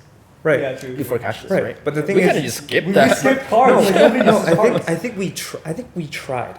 I Yeah. think we tried to use Yeah. cards, but like for one, there's too much information. It's too much information to fill out. Not a lot of Cambodians can fill in shipping address, billing address, and even figuring out the whole zip code situation. Yeah. It's just a mess. Even with Yeah. e-commerce, like nobody knows how to input their fucking card details. Like we run e-commerce stores, we've always had issues with inputting cards, and the QR just like is so much faster. And I think like it's probably ever since COVID started, just sped it up because the whole like delivery companies and stuff start building like ABA QR into their apps. Yeah. That's how I got introduced into it, and that's how I think most of the people got introduced to QR payments. Yeah. I'm not sure though. But Yeah. But I mean, like, it just goes back to show like how adaptive our people are. Right. Yeah. You know. And that's just one example. Right. I mean, like, there are countless examples, right? When it comes to technology, and how quickly we adopt these changes. So I think if it's beneficial for them for their like daily standard of living, they'll adopt very quickly. And I truly believe in that. Another example, I would say, social media. Right? Man, I had Facebook since 2006 to 2007. And back then, I would be on Facebook. I think a few years later, like on my phone and whatnot, and I'd be on it just responding to comments or whatever. At like lunch or dinner, and I would always get scolded, right? Right. I'd always like, I haven't seen, why do I haven't seen Tusap? Yeah, something like that. So I'm like, hold on, I'm messaging like in a family in America or whatever, and like fast forward a few years later, just like it's the same thing the opposite way, because the adults they're really into social media too, right. And oftentimes I'd like try to have a conversation at like dinner or lunch or whatever, like nope. he's on his phone, too busy, he can't have a conversation with you. So I was like, oh, the irony. I love it. I love it. The roles are reversed. Yeah. So, I mean, it just goes back to just admiring our people, how quickly they could adopt. And it's not just the younger generation. Yeah. It's even the older generation. Yeah. But I feel like it needs to be like easy for them. It needs to be more convenient for them. Otherwise, they can't adopt. The same way they couldn't adopt with cards. Yeah. With credit cards. Yeah, they couldn't adopt to it because it was just too much. Yeah. There's like 16-letter codes and stuff, like Yeah. expiry dates. But I feel like learning social media, like per platform, it's much more difficult than filling in like a credit card. That's true. Yeah. But if, everyone's kind of doing it, and you have to get in with everybody else, like they'll put in the effort to learn it, Learning Facebook is not easy. It's and not, then learning how to like run a page, how to do your ads management, right? Optimizing every single time they update their algorithm, Right. It's not easy. It's not easy. Yeah. So, and that's just Meta platform, right? You branch onto like the Google and then TikTok. ByteDance, TikTok, yeah, a lot. So, and they're constantly changing. Right. But, I mean, everyone keeps up. Yeah. Yeah. So. I think they don't want to be left out. It's like that, what's that app? Like that launched back during COVID. Be real. No, it's Clubhouse. Oh, Clubhouse. Yeah, but I think they got bought out. That's why. They got bought out, but at the same time, like, everybody wanted to be in on it. Because, like, everybody was joining. And I think that's why people would rather learn how to create Facebook accounts than input their credit card details in a way. Like, credit cards, they don't have, like, a... Yeah. Join into. Yeah. But at the same time, they've also simplified the way you can create an account with Facebook. It's just like a phone number, OTP, and then you're done. Yeah. Some people don't even know how to do OTP. That's the thing. It's like So some people don't even have some people don't even have an email. Yeah. Yeah, they have a phone number. But that's why they adapt to it. Yeah. Yeah. But like speaking on like trends and whatnot, what do you think is like the next like popping trend within the Cambodian economy within the next 3 to 5 years, and what do you think is gonna prevail and be on top? I think you guys know the answer already. That's Social media. exactly what we're talking about. Social media. Yeah, social media. Well, not just social media, but like startups, right? Yeah.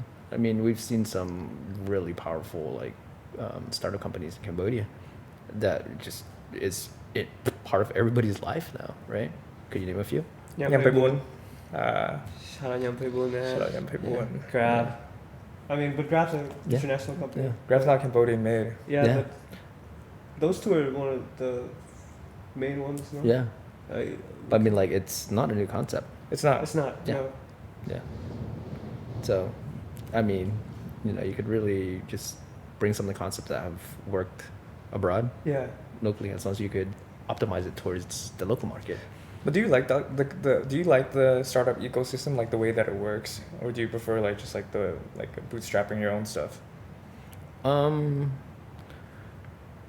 I don't have a real preference to it. Mhm. I just believe in this industry, and I believe that it's going to be the future also.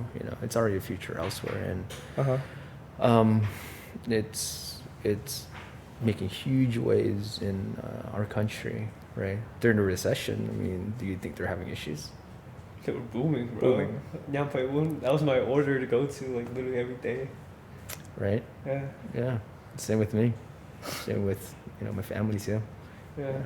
So, and that's just for food delivery, ride hailing, food delivery. No, there's so many businesses that I feel like would be applicable in Cambodia, like Zillow, property management and land and everything too, because there's so much gray area, lack of information, access of information. And I think moving forward, it's just going to be more and more transparent. It's going to be more accessible to the mass. Mhm. So I think it's a matter of time until you just kind of step up and just kind of bridge that gap. Yeah. Because, I mean, I could have just said like, hey, this is my secret. Don't tell anybody, refinancing or purchasing of default loans, whatever. But it's a matter of time until people figure it out. Right. Yeah. And nowadays, even if it's not from me, because I'm seriously nobody compared to what's out there that you could just access freely, be it podcasts or just YouTube or I don't know, reading books. There's a lot out there, and it's all oftentimes it's like free information. Yeah. And there's always a little bit of that lack of information that sets you apart, Other people. right? Yeah, from other people. But it's a matter of time until they figure it out. Yeah, people are smart. Cambodians are smart. We're smart. Yeah, especially the younger generation. Oh, Thanks, man. smart and curious. And handsome. Yeah, not bad. Not bad. I was joking, man. I was just joking. Yeah, but I mean, I believe in the people. I believe in our people. Yeah. Keep moving forward. All right, I have one more question. So let's say you were to start all over again, right? Mhm. Like from scratch. Okay. What industry would you be pursuing from zero? In terms of like daily work or what I would invest in, or A little bit of both. Okay. Yeah, a little bit of both. shit, dude, I'd go buy those bitcoins that my friend told me about. Okay, let's say if you Let- didn't let- know, 2024, let's say it's not cryptocurrency, but like something else. Any other field that you could start from zero and you think it's the most like lucrative business that you can scale. I mean, if I would have just jumped straight to where I am now, if I can, yeah, and just learn like from then, But you can't do that. Like you're starting from zero. Yeah. Oh. Zero. Yeah, it was zero, So like it's nothing, like it's nothing in hand, like it's no cash, no nothing. Like start from scratch. Yeah. Figure out which one is like the without most the ROI. network established from like my family. No. So it's like a whole reset. It's like you start from nothing. Okay. Yeah. It's like you move to a different country and you're just Yeah, move- stuck from there. Yeah, it's basically like, Oh, like, okay. Like you go to Thailand, you're stuck right now for life. Well, I mean, I have to research the market, right? Right. Yeah, Right. And then see who's doing well, where there's still like a huge gap in the market, right, for you to fill in. I can't say any specific thing. It's you got to be adaptive. Fair, Yeah, that's fair, true. fair, That's fair. true. And there's a lot of markets to tap into, to be honest. That's Yeah. fair. It has to go with your specialty. Yeah. I mean, a lot of it just saves you a lot of time because I would say like your net worth. Network is your Is net your worth. net Yeah, yeah, for sure. No, Like it's true. Yeah, Right. It's so true. Yeah, 100%. Like if you do sales, you know, Mhm. tapping into your network is extremely important, Right. right? Especially if you're focusing more towards like the high end deals. Yeah, because trust is important. Mhm. Word of mouth is very important. Your credibility is extremely important, and your network really defines you also. Because, I mean, you know, without what you have now, can I just like, you know, lose all my assets now and still have, you know, a way to recover from that? Yeah. For me, I would say yes, because I have a big network and trust within my network. Mhm. Yeah. Okay. All right, so this is going to be the second to last question. So the second to last question is going to be, if you have like 3 advices that you would give to like any aspiring entrepreneur, what would it be? Did you get that out of the School of Hard Knocks, dude? The what? The School of Hard Knocks, like the TikTok page? No. No, I know you did, dude. I swear to God. I kinda There's did. this TikTok page that like they ask the same questions. Okay. So But it's good questions. It It's is, good it is. questions. It's nice. perfectly Yeah, fine. that's Yeah, fine. yeah, Like, it is. I'm just like, I this is the just first watched that podcast, daily. dude. Give me some slack. Yeah, I just watched that daily, so I know that question. Like, oh yeah, you got that from TikTok for sure. That's good questions to ask. I mean, I don't know. I don't have TikTok. Yeah. Oh, damn, you It's so should. fun. I know people from ByteDance. I mean, you guys met them too at a Uptown event.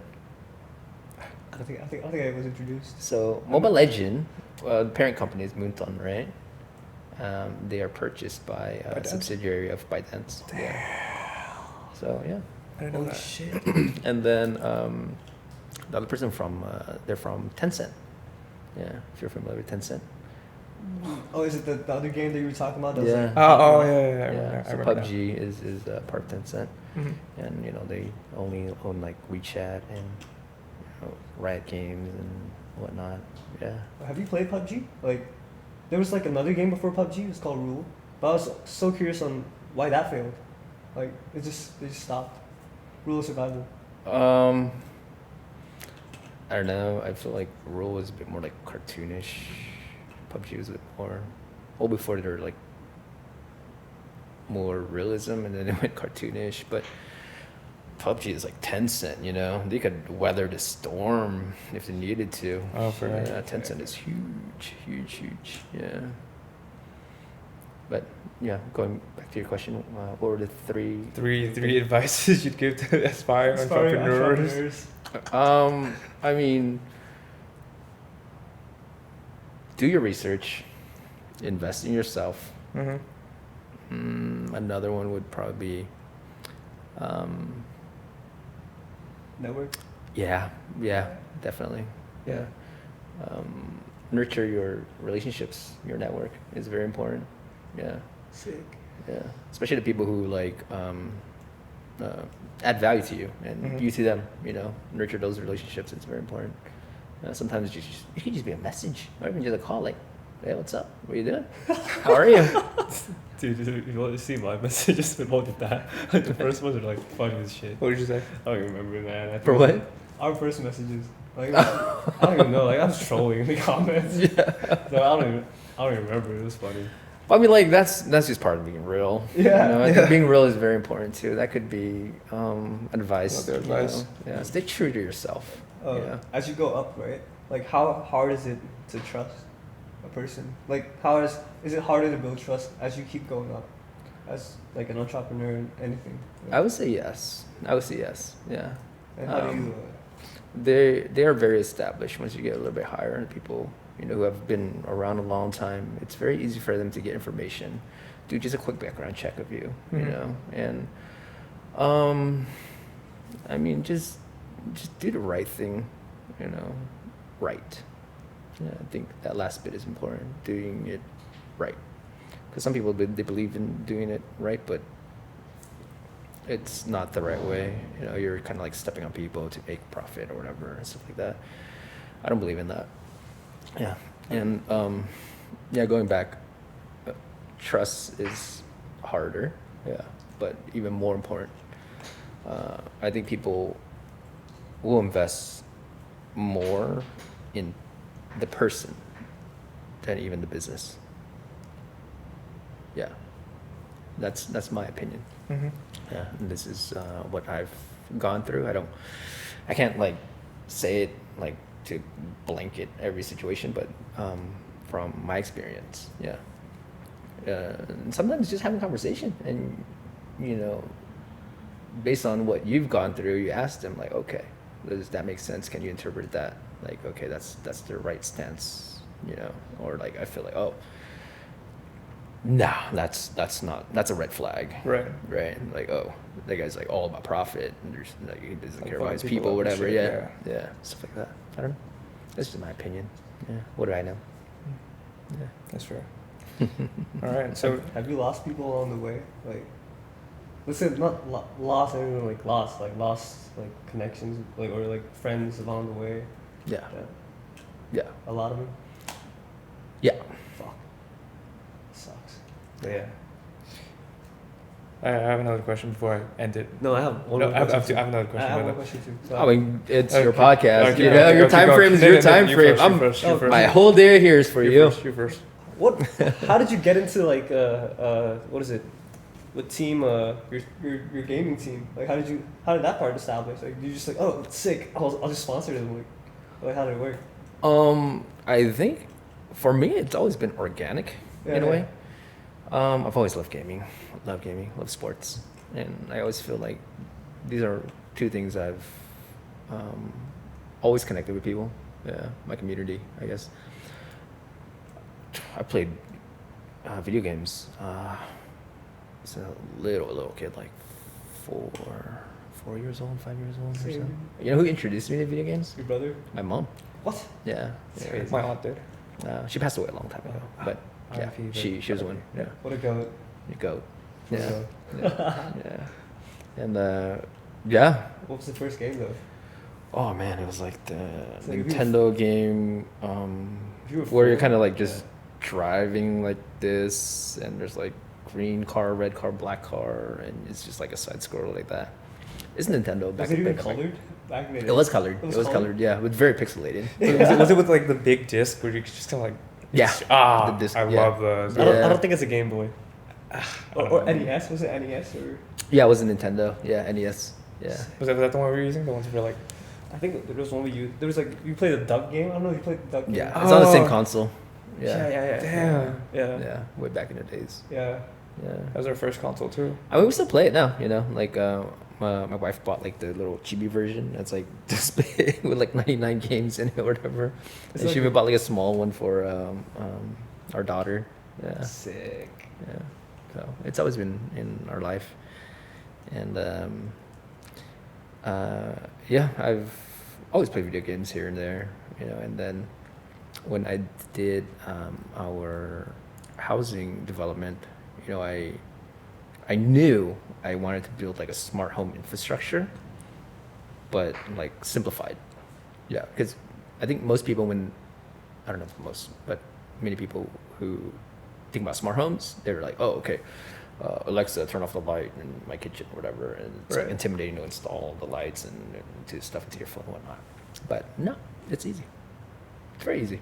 But the main thing is you have to invest into the infrastructure first, which for me was like embedding all of the wiring and stuff into the house, and also connecting to the ISPs, the internet providers, properly, and working with them, and the best thing was to just ask them, like, how What do you want? How do you make your job easy? You know, if I want to connect you to this house, what's the easiest way? What do I invest into? But Uptown doesn't have like an exclusive contract with like any specific ISP, right? Because I know some boreys do that, and it's kind of weird. So that's right. We never monopolize like any sort of ISP.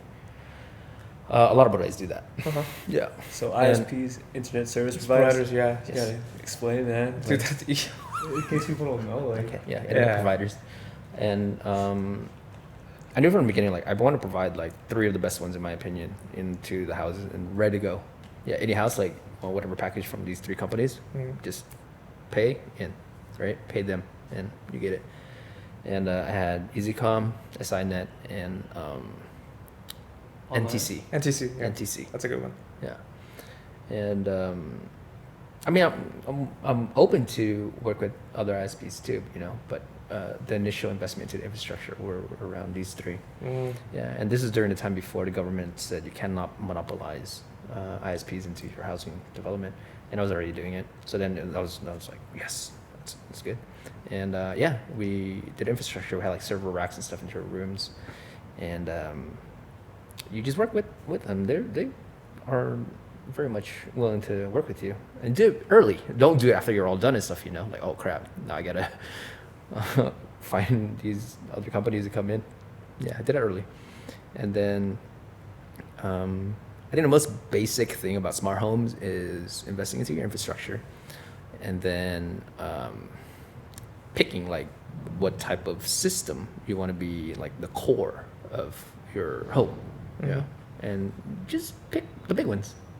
It's very easy to do. You need to go Google, you go to Amazon, and you're just setting up like a Wi-Fi mesh network within your home. You know, now there's so many. You could do Unify, and it's very popular in Cambodia. Yeah. Yeah, and then everything else is just based on Wi-Fi connection. It's just your electronics, your appliances. But the main thing is, as a developer, is pre-embedding it into the houses, because I would say many developers don't invest into internet infrastructure. They are still considering like cable television, which I feel like is Dead. yeah. So I knew right away I'm just jumping straight to internet. A lot of people are just watching all things off the internet anyways, you know. So yeah, once you set that up easy, everybody else just kind of comes in. During COVID especially, you know, all the people who were still doing well were the ones who like did things online. Right. Yeah. So naturally it attracted people who like online sellers who buy houses at our place, or professional esports gamers who actually compete at a very high level internationally. Yeah. And I've always had respect for, you know, competitive athletes. Yeah. And as a gamer, I knew like the potential in the esports industry, especially in our country too. Because if you compare like the different types of sports, I would say esports has the most events. It does. Yeah, and the most type of sports categorized under one sport, right? Yeah, so it's just countless events. So, and the amount of money people spend in esports compared to other sports, It's Crazy. insane. It's insane. Insane. That's why the prize pools are so large. My friend has spent 1,000 on Yeah. Dota 2. He Oh damn. spent 1,000. And he doesn't even play it no more. But the thing is, like, the way they set up the, you played Dota 2, right? They set up the internationals, like, every time you buy the thingy, I forgot what it's called, but like battle pass. Battle Pass, like all the money, a portion of the money gets funneled into the prize pool. It was just insane amounts Yeah. of money. Yeah, 50 million. Damn. Yeah, it's a yeah, lot. yeah, Yeah, it's insane. yeah. I was so addicted to that shit, bro. Because of TI or the Yeah, international. like just the game overall. Oh, I okay. was playing Invoker, and I don't know if you played Invoker. Ooh, Dude, that was my Invoker. favorite guy, man. Okay. Like I would remember keys just to like have a way to like perform the skills faster, and like I was so addicted. Nice What was your main combo? Were you good at Sunstrike? My main combo was WWQ, the Tornado. Yeah. It was like a 5-step combo. Yeah. Tornado, EMP, Ice Wall? no, not Ice Wall. Oh, the, okay. the Noob. Meteor. No, I'm just kidding. Meteor, and then like the Deafening Blast. Yeah. And then connect to an Ice Wall with a Sunstrike. Oh, Ice Wall was in there then. Yeah, so it And was, Sunstrike. So it was like a Wow. six key Okay. move, Yeah. and you hit the refresh orb, so you do it all over okay, again. yeah, So I had a combo ready. with the Agmans. Yeah. yeah. The full Yeah. deadly blast, dude. That was like my shit. Like I performed it so well. That used to be my main combo and everything. Nice. Like I performed all the skills. Got the fucking like those two fucking what is it called? Those two morphling thingies. yeah. I forgot what they're called. The Nova. The green dudes. I mean not the green dudes. The orange like Yeah. lava guys. Yeah, the lava dudes. Dude, Yeah. I was so addicted. Same. Shout out to my guy on YouTube, man. Like I learned so much just Yeah. listening to play. I mean, since Dota 1. Dude. Even before Dota 1 was out, you know, I played a lot of Warcraft Yeah. and Warcraft 2 Yeah. and then Warcraft 3. Yeah. And then Frozen Throne. ROC first, Reign of Chaos. And then Frozen Throne. I played every single one like ranked. Like every single game I played, I was competitive, man. I was competitive. Dota, I played ranked here and there. I got like 4,500 MMR. Yeah, same, bro. Yeah? Dude, our ranked MMR 4,500 is like pretty good, but not super good. Like the best one is like 8 to 9. Oh, nice. Yeah. I wasn't there yet, but Yeah. I mean, like back then when I stopped, it was when like Miracle like broke the new MMR record. I can't remember what with it the was. 9,000 MMR and shit. Yeah, I think you it don't was know like anything that. about this. And I yeah. quit. No, I don't. And I That was quit. around the same time. I Yeah. quit too, Oh, okay. Wow. Yeah, 'cause- So I don't even know like what the new ranking system is with Same. all the logos. And the No new idea. maps and stuff like. Oh, I haven't even I jumped haven't on. It's even been a touched long it. time. So long. Yeah. It's too long. The games last like an hour plus. Oof, that's Like, tough. At least for me, That's tough. like 40 to an hour. So Yeah. I mean, like mobile games, I think now people are just going like shorter and shorter. yeah. That's why I think games like Mobile Legends or Honor of Kings, Yeah. they're doing really well. Honor of Kings is actually like the number one revenue generating Game. video game. Yeah. And they just were only like doing it in mainland China, and now they just finally opened up like worldwide. So is it a larger prize pool than TI? Because I think Dota's is it still number one? For prize pool? I'm not sure yet. Oh, for Dota, I haven't followed it in a long time. I know it's Yeah. still like crazy. I think Yeah. it's still a bit dead now, to be honest. Oh, yeah. The community kind of died Yeah. down. Yeah. I mean, like, there's a lot of opportunities compared to, like, say, League of Legends, Yeah, where yeah. they branch into, like, Hollywood, stuff, and like, the storytelling, the lore, amazing. Didn't Yeah. League of Legends like have like a movie for themselves too? Series, yeah. Yeah. Arcane. Oh, it's one of my favorites of all time. So Yeah. you play League of Legends and Dota too? I play, like, everything. I kind of, like, dabble in Same, everything, dude. I never touched Yeah. League of Legends in my life, bro. Oh. I touched it once. League, I think I just played up to, like, Diamond or something. Yeah. Just Isn't dabbled in it. Isn't that higher rank than 2,500 in Dota? I don't know what the standard of comparison is anymore when it comes to like this MOBA ranking. Yeah. Dota I used to main Pugna and Meepo. Oh, dude, Meeple's so hard, bro. It's so hard, but it's so fun. I mean, Voker's not easy, dude. But Meeple's like you have to manage 3 people at the same time. Or more. Management skills. This is all. But I used to play Warcraft where it's RTS, right? So you're just managing Oh, it's like you know same armies, thing. right? Yeah. Yeah. So then I felt like it's not as hard managing like a bunch of Meepos. Do you do like the combo too? It's like it's the net and then all the meeples Of appear course, and, like, blink. And sometimes like everything. they go into 3 lanes and stuff. Like they. Yeah, push all I the mean, like time. you have some jungling, you have some pushing lanes, you have some Yeah. ganking. Yeah. Yeah. Fun times, man. Fun Yeah. times. He sucked at Dota. Yeah, I sucked at Dota. That's fine. They I mean, didn't want me to sometimes play. just like being part of the team and just No, they just didn't want me to enjoying play each other's because they company sucked. is also fun. Man, Cool, we too. kind of did, but like we had other people that were better. So he was like, Yeah. he didn't like it anyway. So he was in school. I was like the basketball guy, so Oh, okay. And it was like Okay. the loser playing games. Talk about loser. I used to play basketball too. Yeah. Well, like not competitively, but just hanging out with the gang. Yeah. Yeah. Love the community too. Yeah, it's Dude, great. basketball's Yeah. fun. Yeah. It's fun as hell. At one point, we wanted to compete, and I just wasn't good enough to like play. So I was like the assistant coach, and they always call me the ass coach. The ass The ass coach. coach? Yeah, and then like we'd go compete like at Stadel But, and oh man, one of these times, like I came back from work in Madamall. I do a lot of social work in Madamall. Yeah. Came back to watch a team compete in Stadel But, and Okay, I'm just eating my Lucky Burger. Yeah. And then, I got injured real bad. I think I You got injured? No. My friend. Oh shit. The ankle or the ACL? No, he got elbowed like in the forehead and just slashed his head. Oh fuck. Yeah, just blood everywhere. I'm just like eating my burger. I'm like, oh man, it's all right. Catch up. As coach is here, so I just drove him to like the hospital, getting stitches. I'm just eating my burger and just watching him the whole time. Oh fuck. He was like, dude, what the hell, dude? Stop eating. I'm like, dude, I need to eat all day. I drove from Bong to come in like support you guys, you know, and do my job. Did they win though? I can't remember. I think we might have won. Nice. Yeah, I might have won. Yeah.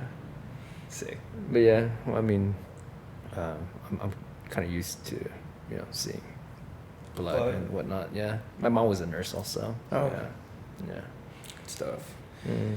All right, so I guess we have one more question before we close this up. But like, how do you, as a person, not as a businessman, but how do you, as a person, define success? It's a deep one. Oof.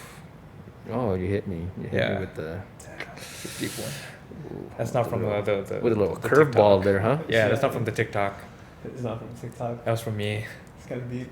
I like Yeah. it. I think I have another it's question. for me, it's based off of the people around you. Okay. Yeah. I think how happy people are around you. Yeah. And your happiness also, you know, with them in your life. So do you bring, you know, joy and happiness, and you spread your knowledge and success to other people and them to you? I feel like that to me defines success. It's not truly like a monetary value, your net worth. Yeah, I think truly it's the amount of happiness that you're able to spread around the people close to you. Yeah, or even new people you meet too. Like, are you happier now that you've had success, or were you happier back then? You were just playing games, like. I think it's relative, Yeah, you yeah. know, because now I have more people in my life, family, and I also have people that depend on me, and I depend on them, you know, be it work or, you know, how we just manage our time, taking care of kids, managing business. Yeah, it's relative, you know, back then I was just kind of a solo player. I just don't really care about myself and whatnot, but now I have to be a team player, you know. Yeah. So defining success, I don't know if I'm successful yet, you know, because I still have a lot of people who are around me, and not everyone's happy. But I mean, we're human. Yeah. Yeah. So. What's your like ultimate goal? Like the goal that was just like, oh, that's it. That's my whole life. I work for this, and then I'm done now. I can retire peacefully or some shit. Yeah, maybe like leaving a legacy behind. Like for work wise, truthfully, secretly,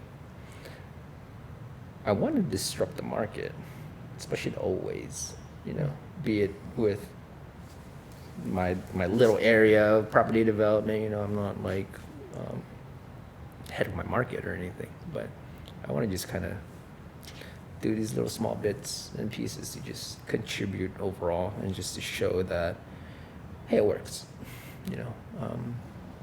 I think one of the examples would be a lot of property developers, they will try to develop and milk as much out of every square meter of land as they can, Right. instead of allocating more for like public facilities, the enjoyment of your community. Yeah. Then I know there's a huge cost to it, you know, and you have to weigh that out. But I truly believe that you should allocate more towards your community. So one, you could connect with them, and two, they could connect with each other, you know. because like even Uptown, to me, it's a small project, you know. But I still want to allocate that small bit in that small project to the community. You know, it's very costly, but at the same time, this is something I believe in, you know, connecting people and even designing in a way where it's like pet friendly. Yeah, and even now, like we're ordering like little poop bags and stuff for the community to use. Yeah, just these small random things, you know, and I feel like it's important, and it's this kind of disrupting the market around that area. I have little kids who like ride on their bikes, like 3-4 of them on one bike, and I'm like, where are you guys from? What house are you from? We're like, oh, cheerfully, we're from that borey over there on the other block. Like, oh, okay. You guys enjoy coming to play in the little park here? And I'm like, yeah, we love it and stuff. I'm like, okay, just be safe, okay? Yeah, just stuff like that, and it's just like it makes me happy. It warms my heart. Mm-hmm. Yeah, and it's not just within my community. It reaches out a little bit further. Yeah, but yeah, for business wise, and I've done like a lot of social work, humanitarian work, I guess. In Ba I've been in there, going into my 4th term. Yeah. Yeah, I love the people there. They're awesome, and I've been there since. Oh man, the infrastructure was bad. It was rough, you know, around the canals and stuff. You can really drive and whatnot properly, and now like it's so developed compared to before. Mm-hmm. Yeah, I still remember it. Yeah, the infrastructure, people are able to say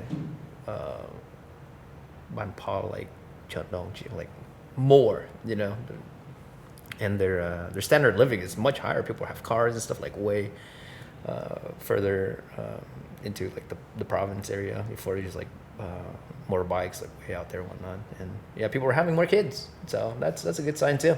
Yeah, are able to support more kids, you know, and everyone has like a smartphone and whatnot and everything. So yeah, well, I mean, like I'm not saying like I'm responsible for that. I'm just saying like I've been there mm-hmm. to you know, witness it. Yeah, and I do my small part to help push whatever I can. Yeah. I don't know. I can't remember what the question was. I don't know if I answered it. I think you did. I think you did. Oh my goodness. I think the question. What was the question? It was like you were saying like when do you feel the like legacy? you've reached like success? When do you think like you? Yeah, like, you asked me. I don't even remember, man. I think I was like, yo, what's like the ultimate goal? Like the ultimate goal. For The ultimate goal for yourself. It's like what kind of goal? Until you say like, okay, you know, I've done it, I've achieved it, not just career wise, but within like anything in life. I don't know. It's like whatever. It's like, oh, okay, dude, I did this. I'm done now. Okay, I'm gonna do it. Type shit. Like I'm gonna relax. I'm Yeah, gonna retire. Yeah. Okay. Yeah. Or I don't know if I'll ever retire. Yeah. I was gonna say that. There's always like a bigger dream I want to do, another mission to take. I don't know. So there's no ultimate goal, right? I think it just changes over time. It's like just like go as you go. Type yeah, shit. I think it's relative. Yeah. I don't imagine myself retiring. I mean, it'd be boring, like sitting in the house all day. I mean, I enjoy, you know, like being in an ocean, on an island or something with the wife, the kids, whatnot. But at the same time, like I could imagine me doing that and like developing like a video game or a startup and just working, you know, off grid or far away or whatever. And, like doing my own little difference project into the community. Yeah, I do have this startup idea I really want to push, which is based on mom and pops. Yeah, helping them out. Yeah, it's a big like, it's not just in Cambodia, you know, the mom and pops, and making it more efficient, and distribution, and just all via an app. Even with the markets, I think like, you know, like the fish market and stuff, they sell fresher products than the convenience stores and stuff like that. Yeah. Like you go to some convenience stores, their products aren't even as fresh as the ones at the markets. Yeah. I feel like there's a way to connect with them instead of going to like the supermarkets. I don't know. Yeah. I mean, produce is going to be a different thing just because it's hard to like categorize it compared to, you know, things like beverages or shampoo or whatever they're selling, like snacks and cookies and stuff. Yeah. Where you could just scan the code on it, and it just does all of it for them. Inventory management and whatnot, ordering and everything. So kind of want to dabble in that later on. Well, I hope somebody else would just do it and just like kind of help out that side. That'd be cool. I think there's an app for it. I think there's an app for it currently. Called what? It's called 10 Box. $10. 10 Box. Oh. 10 Bucks. You should look into it. I think it's similar to what you're trying to do. Okay. But I'm not sure if that's the same approach. I don't understand their business model yet, but it's similar. I think it's similar to what you're wanting. I want to see just like sweep the nation. Also, like other apps that really created jobs. Being of service. Yeah. What's the business about? I don't remember. I remember I have to look either. into it. All right, but okay, let's kind of close this off because it's Okay. 2 hours. But last thing is if you have one question for our next guest, what would it be? This is a question. This is something I copied from fucking Diary of a CEO. But yeah. Okay. Yeah. Okay. Yeah. Should be more serious or more fun or what? Anything. However you want to ask it. Whatever deep question you can think of. Yeah, whatever super good questions you want to ask anyone. Can I do like a truth or dare type of thing? Yeah. Okay. Sure. Well, I mean, like if they don't answer, they have to take A shot. Which a shot Shit, of whiskey. okay. We should do that next time. Yeah. I don't know if we should. You gotta come back. Yeah. Yeah. Well, they're like, I'm not gonna answer. Like, this is good whiskey. It'll be funny. That'd be funny. Yeah. What would the question be? Oh man, I didn't really think about it.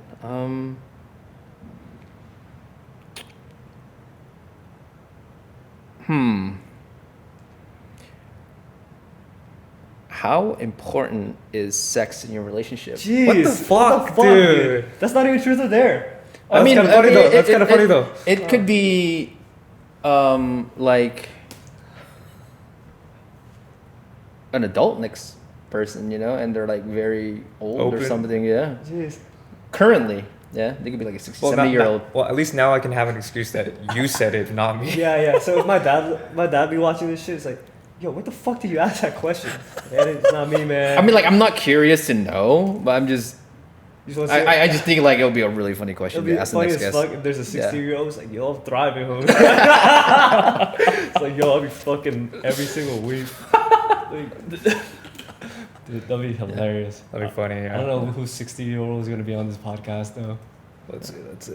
We'll Or maybe you can ask like, okay, did you ever use that to leverage a deal? Something like that. Okay. What if it's a girl? Yeah. Oh, shit. shit. I feel like I'll offend. It'll be offensive. Yeah, look at- Then they could just choose Take not a to answer shot. it. Okay. Yeah. Yeah. But I don't mean to offend. Yeah. I can't afford to be canceled. Please, I'm sorry. that's a cancel-worthy question. A lot of people depend on me. That's a cancel-worthy question. What the heck? I wasn't expecting that. I was thinking like something deep or some shit. Hey man, look, I mean, like, it's a good question. We man. went through a lot of deep questions, It's not- Sometimes you gotta throw a curveball like you guys did to me. So Yeah. this is a big curveball. I don't think this is cancel worthy. This is like asking people about their sex life. Yo, how many times you be fucking a week? Just like that, like. Yeah. Well, I mean, it should just be a topic that people could discuss, since a lot of our population are like under the age of 30 and stuff. And We've been fucking. a lot. Who's your plan for the next guys? yeah, don't it shouldn't know, be that much of a taboo Right. Yes. right, Fair. That's conversation. Yeah, I mean for adults, right? Hey, Right, Dad, we're all if you're adults. watching this, Yeah. I don't even know what he's talking about, man. Right. We're virgins. We're all virgins. I've never fucked in my life. All right. I guess so. This concludes it. Thank you, Bong Ta, for coming on. Wow. Wow, kunchan. We have to go from the dab to the sapeh transition. I don't think that's You wanna go the other way around? Dude, I don't know. Is it? Oh, one more time. Okay, let's just do it from the spare. Okay, 1, 2, 3. Kunjanwal. Thank you for coming to our podcast. Man, I appreciate it. kunchan. Appreciate your time. Your time is very expensive. Absolute pleasure. Absolute pleasure. It's a pleasure. Yeah. Do you Yeah. want to take a shot? Yeah. Yeah, I'm dude. down. I'm down. Oh shit. We have